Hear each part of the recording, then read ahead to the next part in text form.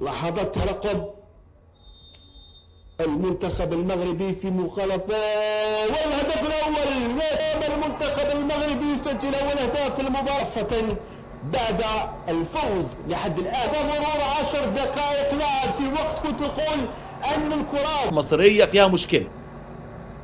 يعني نقول دي ونقول دي. ادي العرضيه المنتخب المغربي، وادي على طول محاوله في منتهى الخطوره، والهدف الثاني غلاله ايمن النير، ويسجل الباك اليمين علي نوفل، ينجح في عكسيه من الباء، ينجح الرفعي، عمل عرضيه.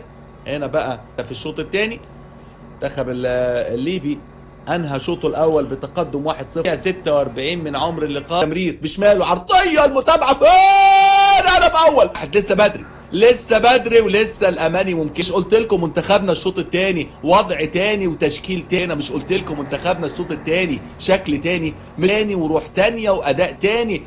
كل